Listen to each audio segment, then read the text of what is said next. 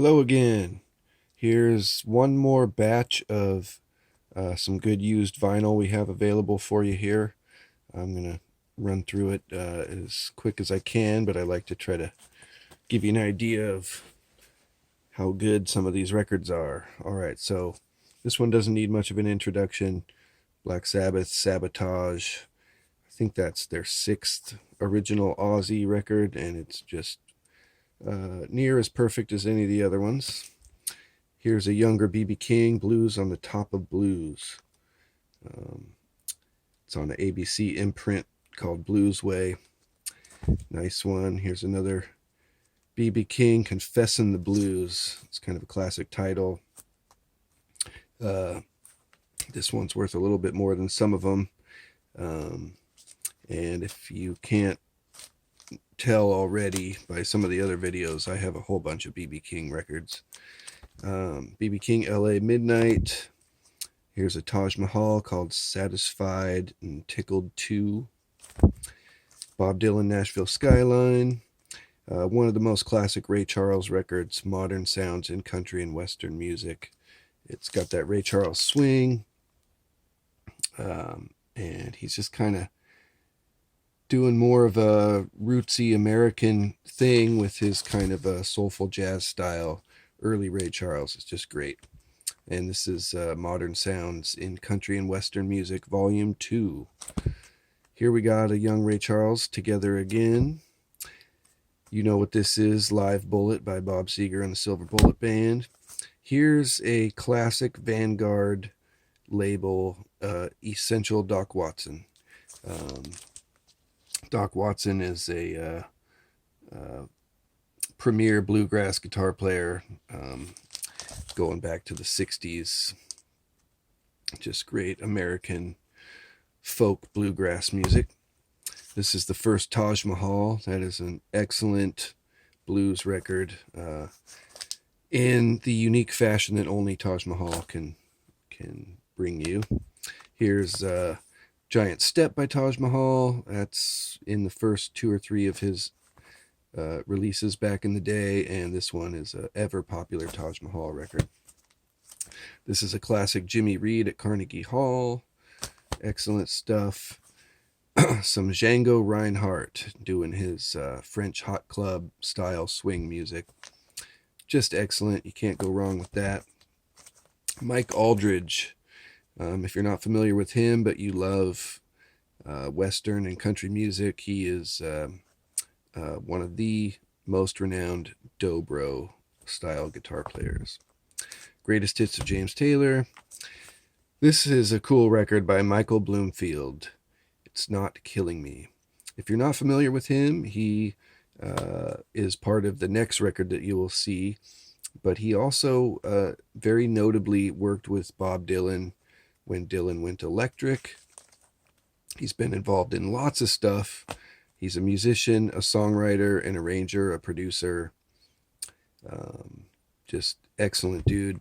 But this right here is the record that never sits in my shop very long. It's always easy to sell. It's Mike Bloomfield with Al Kooper and Steve Stills. Al Kooper was also working with Bloomfield at that time, and this is called Super Session. Just a great record, bluesy rock stuff. Jimi Hendrix, Crash Landing. This was of the posthumous era of all of these Hendrix records coming out, and this is a pretty good one. It's got some tracks that later became big tracks, like Stone Free Again, Message to Love. He does a take on Somewhere Over the Rainbow. That's a Hendrix record that usually gets snatched up pretty quick. This is a record that has always been popular. Stan Getz and Gilberto with Antonio Carlos Jobim. It's just very sophisticated, tasteful Brazilian jazz. Here's an anthology of Woody Guthrie. Can't go wrong with that. Rubber Soul, Yesterday and Today. This is a nice, clean copy of Yesterday and Today.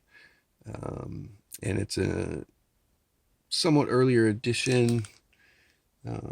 reprinted at some point, still in the 60s, I believe. Let It Be, the Beatles' White Album. Tons of ring wear on the front here. The vinyl's in pretty good shape. It's not a first pressing, but it's a very early run when they still had the catalog number stamped on the front of the cover. Lucille by B.B. King. Here is a country artist that I love. He's more of a folk artist, kind of a country folk artist, named Hoyt Axton, who was also an actor, but he made a lot of records, and I think that was really his main passion, and this is probably his most lauded record, the one most people would go after if they heard about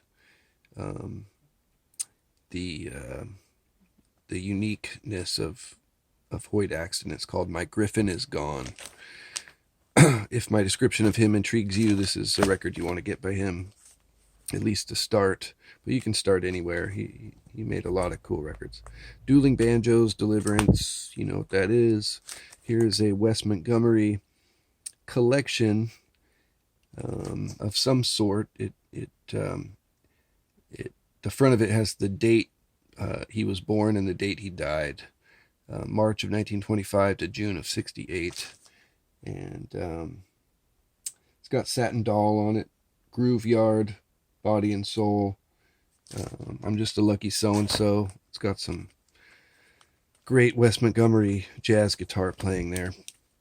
Another classic Taj Mahal. This is a live one recorded at the Fillmore East. This is a pretty well-known John Lee Hooker concert at Newport, and it's kind of cool because it's on the VJ Records label. That label usually put out cool stuff back in the day. Great Moments with B.B. King. I don't know anything about this particular one, but what's cool is that it's on Impulse Records, and I doubt he did many records for Impulse, if more than just this one. Bob Dylan's Greatest Hits. Here's a record that always sells. Everybody wants to have this in their collection. It's classic. It's Wendy Williams switched on Bach when they were Wendy Carlos, but this is when it was William Carlos, or no, Walter Carlos. I'm sorry, it's late at night here. He's one of the original Moog players that got notoriety with that instrument, and this is him transposing classical hits, if you will, into Moog performances. Here's Bob Dylan's Greatest Hits Volume 2. One of the most classic Santanas, Abraxas. Early Sun Records, Johnny Cash. Best of Dolly Parton. We got the Stones, Exile on Main Street. The vinyl in this is in really nice shape. Should play well. One of the most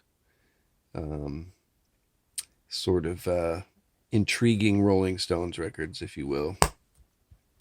Some 80s Eric Clapton here. Another Nashville Skyline.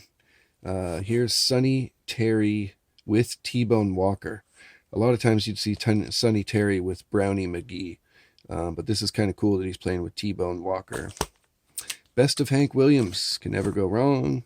Here's a Marx Brothers record if you like kind of oddball old stuff. Same with this, Spike Jones. This is probably the most recognizable Spike Jones record.